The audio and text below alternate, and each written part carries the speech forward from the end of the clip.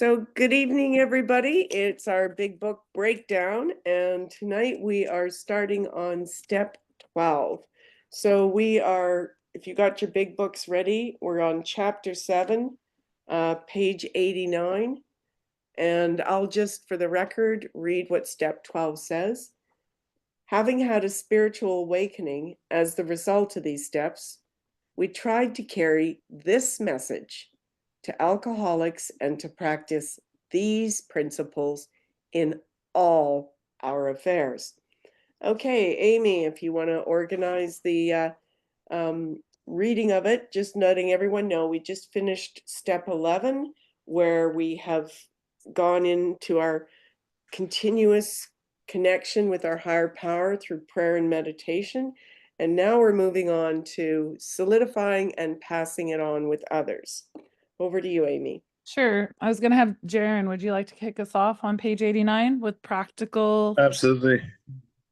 Jaren, alcoholic, chapter 7, working with others. Practical experience shows that nothing will so much ensure immunity from drinking as intensive work with other alcoholics. It works when other activities fail. This is our 12th suggestion. Carry this message to other alcoholics. You can help when no one else can. You can secure their confidence when others fail. Remember, they are very ill. Okay, so let's just break this down. Practical experience, I've circled that. Now, this is what it means is this is what we practice. This is what we do. And it shows from those giants who have gone before us. And there's no word spared here, that nothing, okay? That word, not there's other things that are going to work. It's saying this is the deal. Nothing will so much ensure immunity from drinking as intensive work with other alcoholics. So what's suggested here is not just like the original going to AA meetings and making the coffee.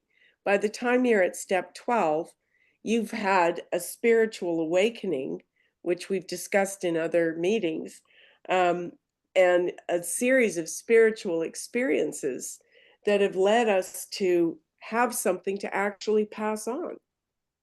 And so in order to keep that, we don't just hold it to ourselves, we pass it on to others. And my experiences in the process of sharing it with others, it takes it to a whole new level with me. It's kind of like when you're doing this work with the big book, even if you're by yourself, there's no one judging. Read it out loud. Read it out loud to yourself. And where you find something particularly meaningful or poignant, read it again and read it in the first person. Or think about the words as they apply to you. So it then says it works when other activities fail. So in other words, you've got looping thinking, you're back into alcoholic thinking, you've been sober for a while. How it's telling you right here. And it says, notice how it says in parentheses, 12th suggestion. This is one of the edits that Bill was asked to make by people because these were more or less his directions. And he was instructed to change some of his language to soften it to the word suggestion. That is not Bill's first draft. These were not suggestions, they were directions. So in my experience, this is true. Carry this message to other alcoholics. And then there's an exclamation mark there. He doesn't use those a lot. Bill, like everybody today, uses emojis and exclamation marks. Bill uses italics and exclamation marks when he really wants to stress a point. You can help where no one else can. In other words, if you're called to pass this message on, you think about your first step. That was somebody else's 12th step. Right? So you've got something to give away by the time you're in. Thank you, Sherry. I'm going to nods, Jaron. I appreciate that, you guys. You can secure their confidence where other fails. Why? Because take ones to no one. Remember, they are very ill, as were we. So if you can go back to your first 30 days and remember what you felt like, Only you can do that. A non-alcoholic can't do that. You can relate to the still suffering alcoholic, and might be surprised how much wisdom you have and experience you have. And where it becomes apparent is when you start sharing it with others. Okay, let's carry on. You want to read a little bit further? Sure. Life will take on new meaning. To watch people recover, to see them help others, to watch loneliness vanish, to see a fellowship grow up about you, to have a host of friends. This is an experience you must not miss. We know you will not want to miss it. Frequent contact with newcomers and with each other is the bright spot for our lives.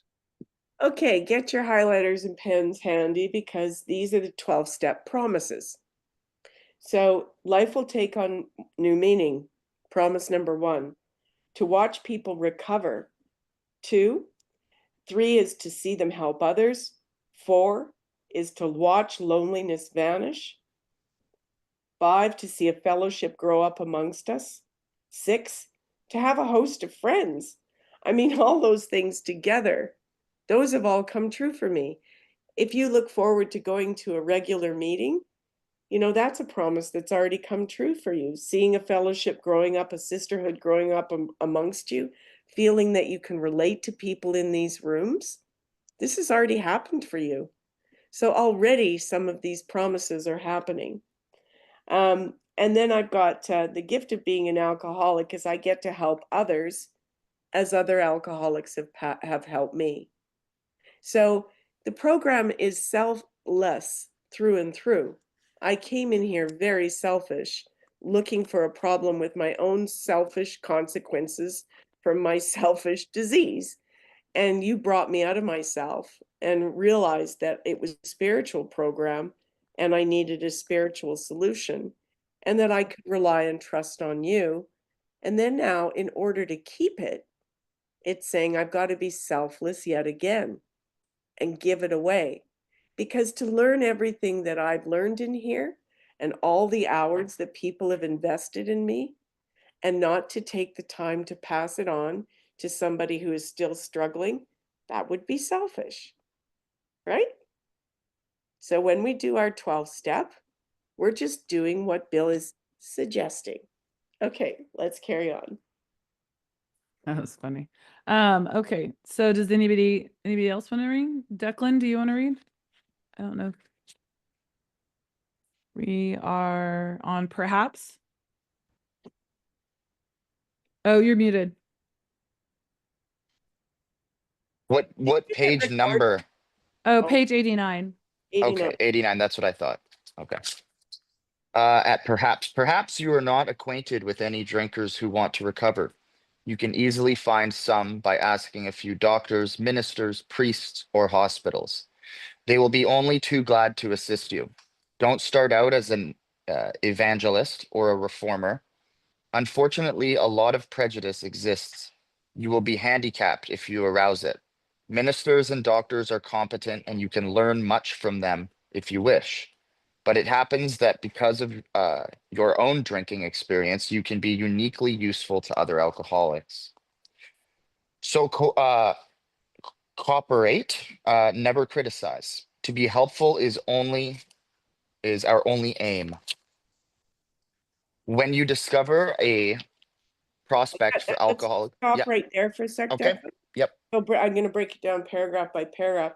So Sure. it says that this is kind of old fashioned in some respects, and you're not acquainted with any drinkers who want to recover. Well, in Zoom days, we are acquainted in each of our rooms with people that want to recover. And these are the ways that they used to reach out, and we still do in AA. We actually have committees that go to the institutions, and we approach hospitals, doctors, and that sort of thing, and they will assist us. But this is the sentence I really think is important here. Don't start out as an evangelist or a reformer. And that's certainly been my experience too.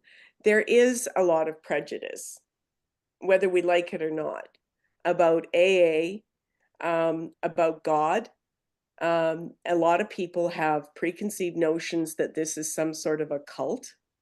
And frankly, I thought so when I first came into these rooms and I saw everybody. I thought it was like chanting the way I walked in, and everybody. And then when everyone stood up and held hands and was thanking God and stuff, and I was like, oh dear, what have I walked into? And then they wanted to sell me a book. And I thought, okay, usually they come to my door to do that. But this is something that did not feel comfortable for me. What I didn't know is that, you know, because my early experience wasn't having somebody approach me and explain the program like we are here, is that really all you talk about initially, as it says, is your own drinking experience. That's the other part I've circled here. It's uniquely useful to alcoholics. You may have nothing in common with me or anyone else in this room, but you know, we've all got the drinking experience. And I'm sure you've been to meetings where you've heard lots of drunkalogs and people just exchange, you know, talk largely about their benders. And that's fine too, because we laugh at ourselves now because we've made peace with it. But the nice thing about it is it makes you one of the family. You qualify. If you're here because you think you've got an issue, you're part of the family. We all know we have an issue. It just takes some of us a little longer to figure that out than others. And even if you ultimately decide that you're not an alcoholic, and again, it's a self-diagnosed disease, that is what it's saying here. I'm not coming in as an evangelist or a reformer and saying, praise be to the Lord, my God is this particular God of this particular religion, you have to believe in that. No, you come in with your own concept. It's as unique as you are. And at this stage, we cooperate, it says, underline that, cooperate, never criticize. That's how we're doing our 12-step cooperation, not criticizing, not judging, not preaching. We're sharing what's been shared with us. Okay, let's move over to page 90 and carry on. Can you keep going? Declan, do you mind finishing up a little bit more? Sure. Okay, so let's just go from when you discover a prospect for Alcoholics Anonymous, find out all you can about him. If he does not want to stop drinking, don't waste time trying to persuade him. You may spoil a later opportunity. Interesting. This advice is given for his family also. They should be patient, realizing they're dealing with a sick person. Okay, If there is, yep, let's stop there again. Okay, so this is very interesting. You called it. So these are clear directions.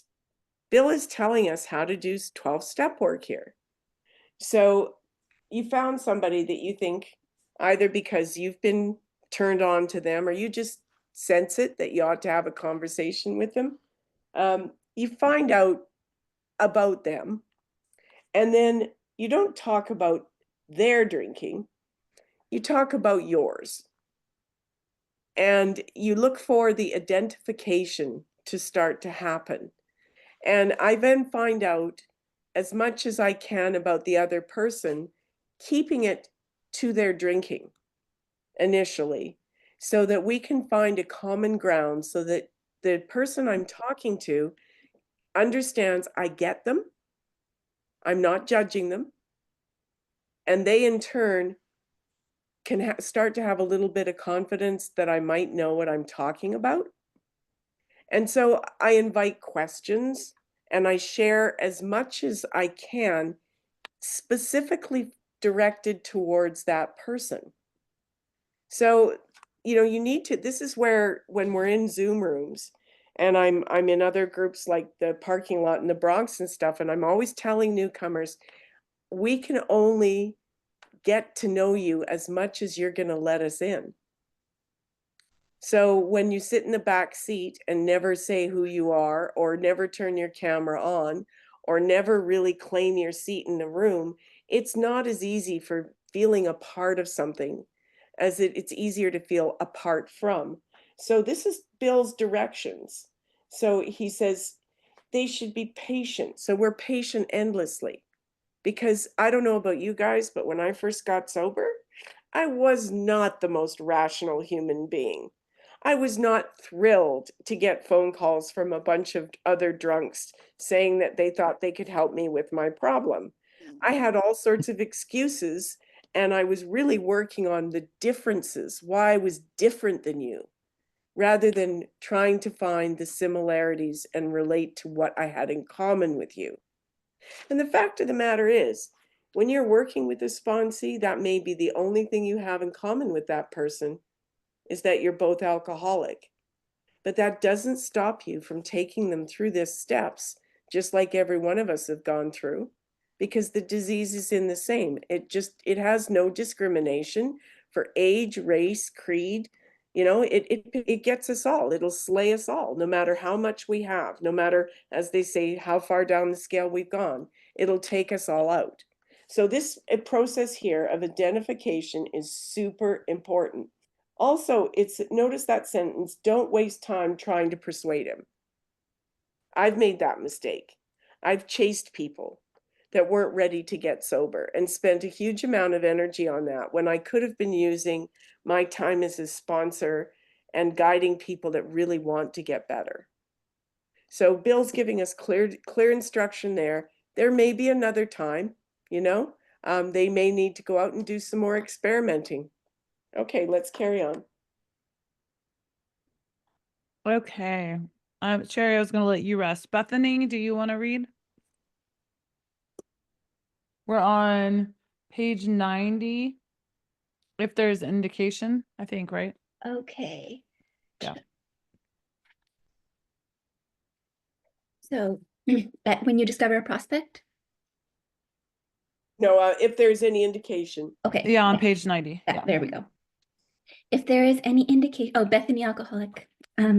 If there is any indication that he wants to stop, have a good talk with the person most interested in him, usually his wife. Usually his wife. Get an idea of his behavior, his problems, his background, the seriousness of his condition, and his religious leanings. You need this information to put yourself in his place, to see how you would like him to approach you if the tables were turned. So this is just a little bit of, guidance here, that talk to the family if that's appropriate.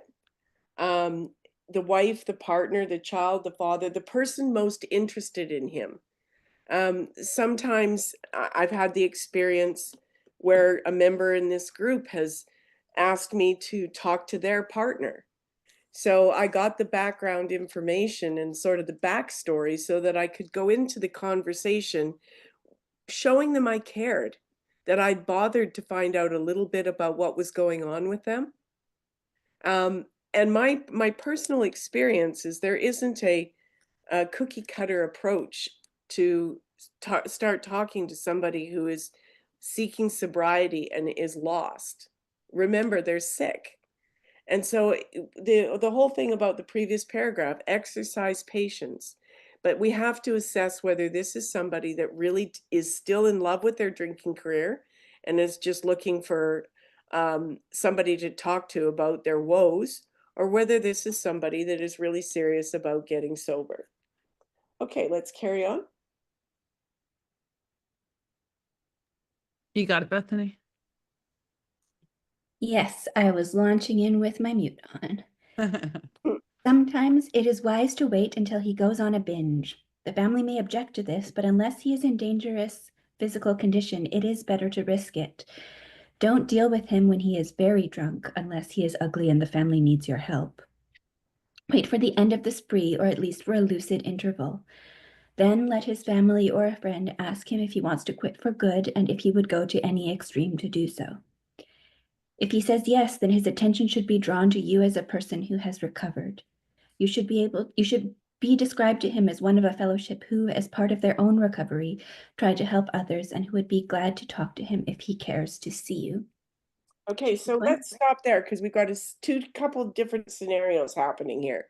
And there's some clear direction on what to do here. So they're saying, I don't know if you guys have ever had that feeling of, being a couple weeks sober and you're feeling a bit better and your head's clearing and life suddenly doesn't look as bad as you thought it did the morning after your last debacle, as they call it. So this is very clear instructions and advice from a guy that, you know, millions of alcoholics have recovered from following his guidance. So he's saying, wait till someone goes on a binge. And in my experience, if they phone you while on the binge, end the conversation, because they're not going to remember. I've had too many drunken, long, sobbing phone calls with people where I thought I had just given some of the best guidance ever, and they didn't remember a word about the conversation. I didn't even remember phoning me. So waiting until they're really in a big hangover situation is very useful. And you'll get this is also when you'll get a lot of extreme statements like, does this one ring a bell with anybody? I'm never going to do that again. Right? Or that was the last time.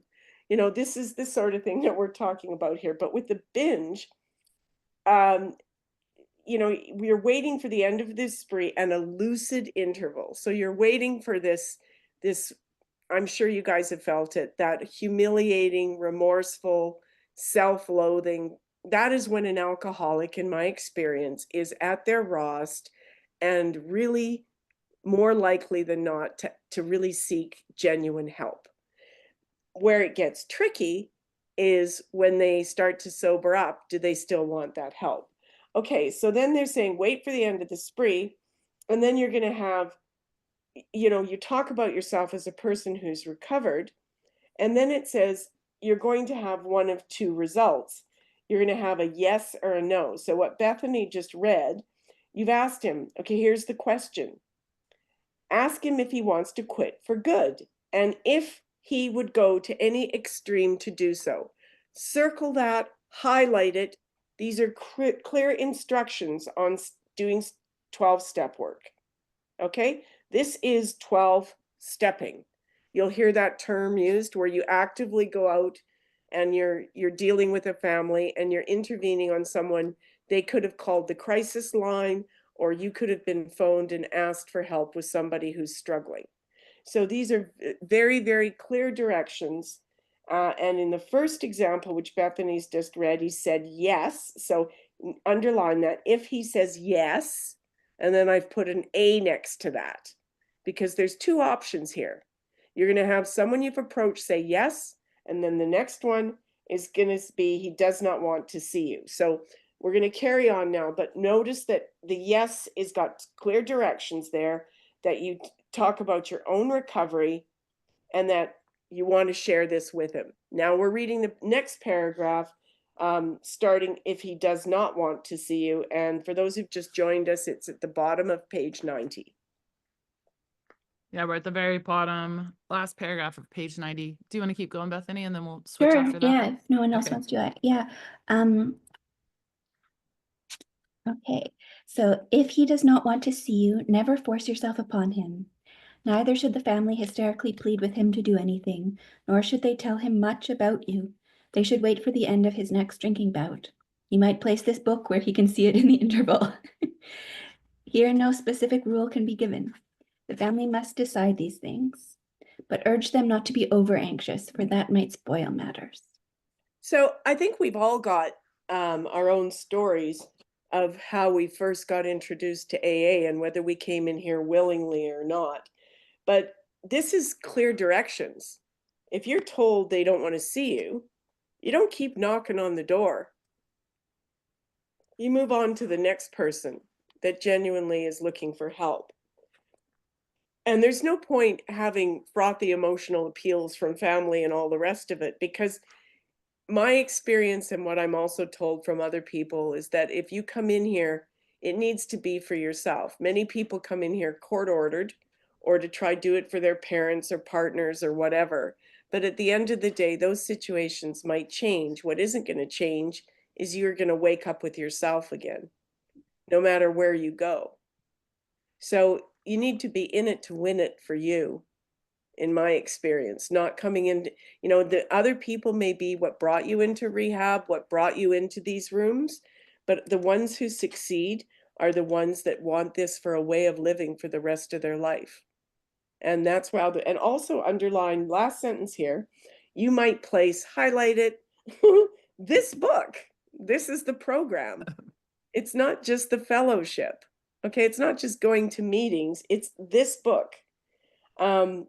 Because this is the program.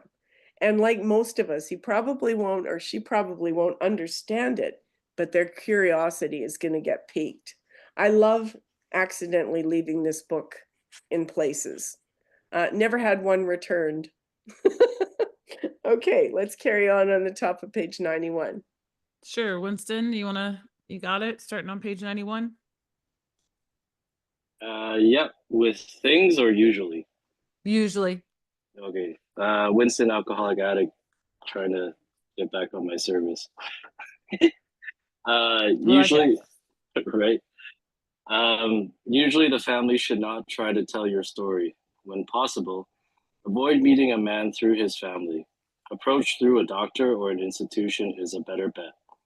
If your man needs hospitalization, he should have it, but not forcibly unless he is violent. Let the doctor, if he will, tell him he has something in the way of a solution. So what we're saying here is, if you're going to go through a family and you're working with other people to talk to a potential sponsee, or just to help somebody out in the room if they call you, don't have anyone else try to tell your story. You need to tell your story your way in your words, because it's not going to be believable or really understood by anyone else. It's your story. It's the same thing with your higher power. What is working for you is your definition of your higher power. You make that clear. This is how I did it. This is what's working for me. By the way, there's a couple other million people it's worked for too. So wouldn't it be cool if you joined us and did what we did? Because of those of us who make it, 100% of us make it that are doing the work. So, I find, and then it says, don't do any of this forcibly unless he's violent. And then if you're into a violent situation, you need outside help. The other practical thing is never do 12-step work by yourself. If you're phoned up and you're asked to go and see somebody as a 12-step call, even if it's a penguin, take somebody else with you. Okay? Yeah, Jill, I had that experience because I run the hotline, and I phoned all the guys that are on my hotline list to go help this person who called. And my friend felt like, he said he got the hero complex, and he called up the guy. He's like, I'll come get you, and took him to a meeting. And he called me and said, I will never do that again. I'm so sorry. I should have gone with another person. Thank you. I've got to remember that. He's like, I just got wrapped up in the moment. And he was okay. In the end, nothing happened. But for a guy to call me and say that he was a little worried about it, it was all, nothing happened. But don't ever go on a 12-step of any sort, especially to a stranger, by yourself. Yeah, we have to look after our personal safety first. And again, what we said before on the previous page, these people are sick like we were.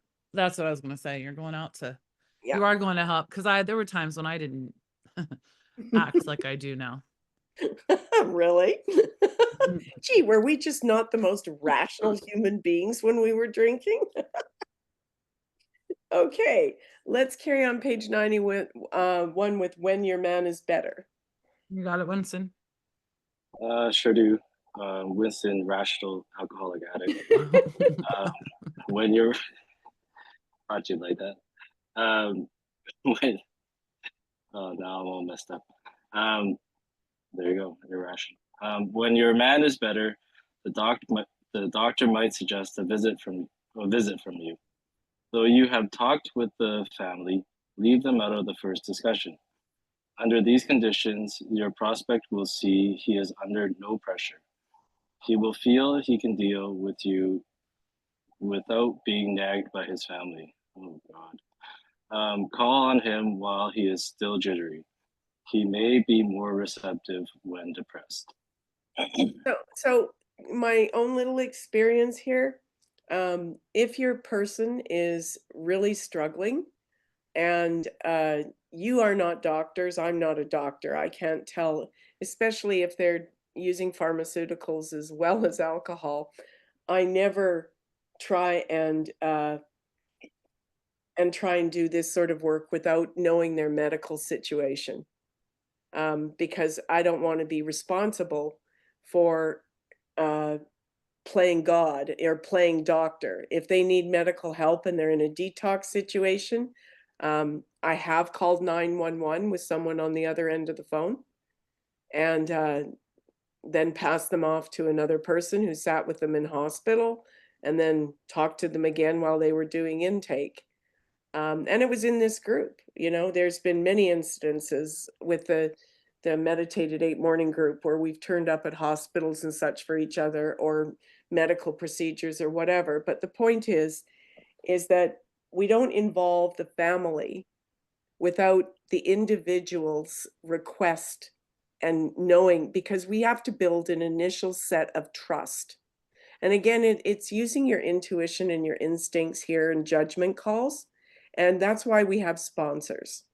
Is when I've been in situations, and I've had quite a few in the last year that I didn't see coming, that were, you know, now I look back on them and I'm surprised I was able to walk through them with the people coming out the other end okay. But I called my sponsor, you know, just to make sure that my instincts were right and that I was doing things the correct way. And Amy and I have actually had quite a few situations together with 12-step experiences. So know that if you guys are ever in situations doing this work, phone us, phone your sponsor, you know, talk it over. It's not always the case that we have the immediate answer, but what they're talking about in this paragraph is that he doesn't want to be nagged by his family, or she doesn't want to be nagged by her wife. You know, we have to modernize this book a little bit. You know, there's all sorts of different relationships that we involve with. It's not just the man and his wife anymore being nagged by his family. All the dynamics today are as varied as the colors of a rainbow. So it's, don't get any prejudices of what you're going to walk into for situations, but be careful that they trust you as one alcoholic speaking to another alcoholic before you get the whole family involved, because the family may well be a bunch of normies and they don't understand what's going on. They think the person should just be able to stop with willpower. How many times have you guys been told that? Oh, they should just grow up, or they should just get a hold of yourself. You know, you should just be, you're a strong person. You should be able to just exercise your self-will. We know it doesn't work like that. So our job, what they're saying here, is we're connecting with them while they're still jittery. It just says that right there. And maybe depressed, but not necessarily with the whole family around yelling at them, because they're not going to hear anything.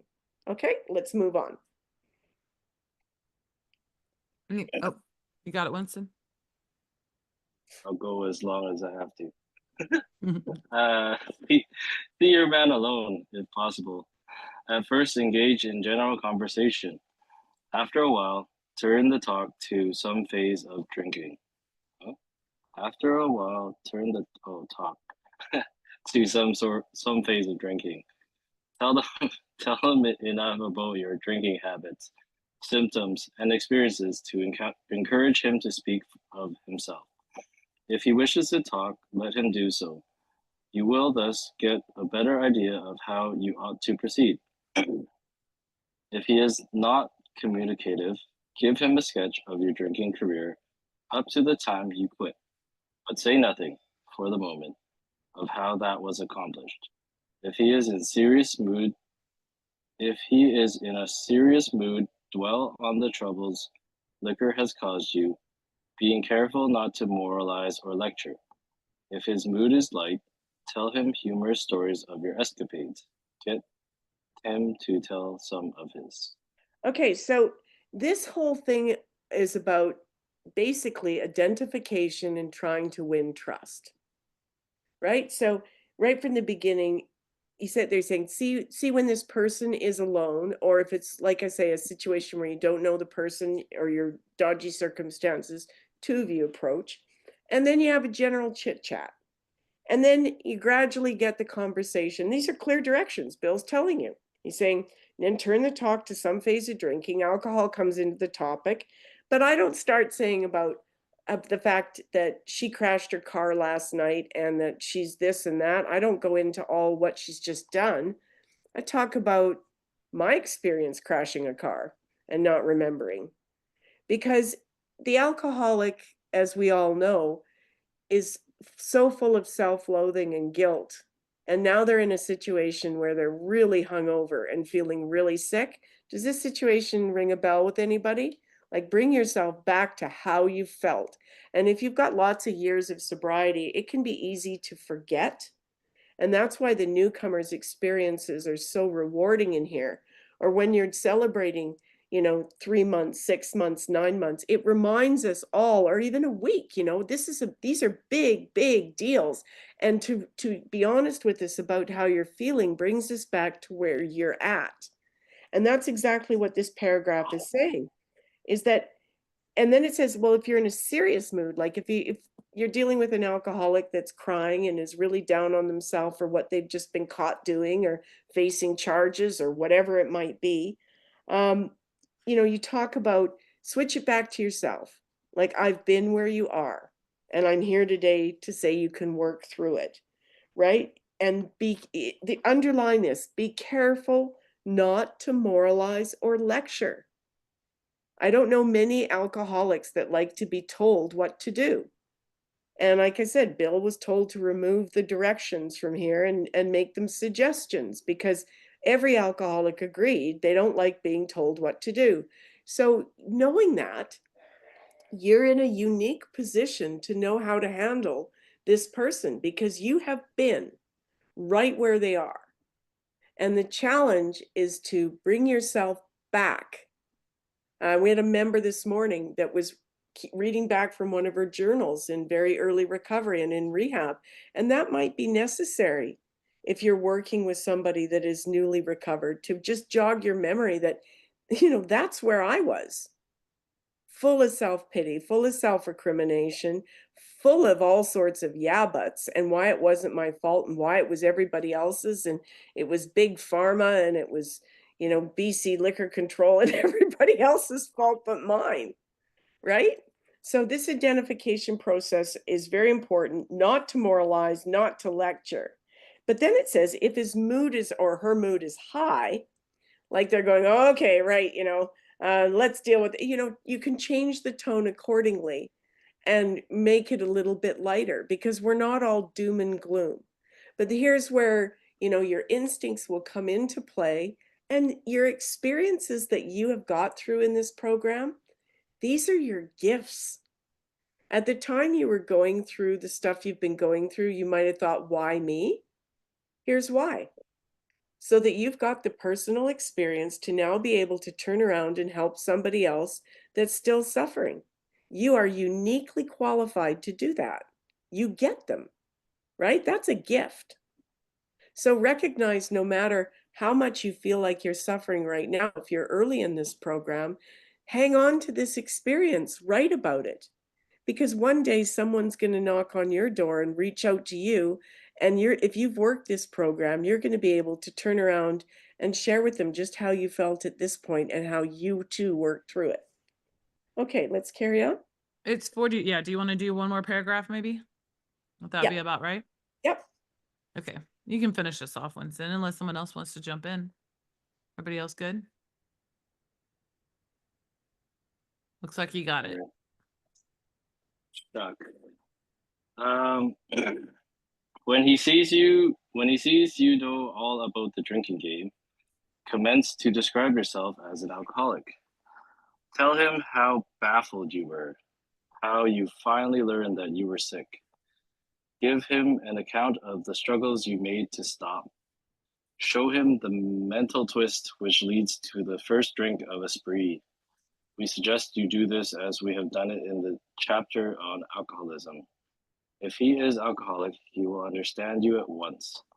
He will match your mental inconsistencies with some of his own. So this is really just, again, elaborating on the connection part, and that's why it's an ideal place for us to finish. But the one thing I really underlined there was show him the mental twist which leads to the first drink of a spree. Because in my early sobriety, I found it really hard to get 24 hours. And so what I needed to talk to somebody about was not picking up the first drink, because there wasn't a question that if I picked up the first one, it wasn't going to end there. But I needed to be taught, just like you've been taught in here, and there's a whole chapter on it in Sober Living, don't pick up the first drink. It's the first drink that gets you, not the seventh one, because the first drink is what starts the mental obsession, the physical craving. You guys know the detox, the cycle, it goes over and over again. So that's the important line there. Not that they're not all important, but show him the mental twist which leads to the first drink of a spree. So what I do is I track it back, especially if I'm working with people that are relapsing a lot. Well, what happened this time? What did you do and what didn't you do? And gradually, like, this is a process of education.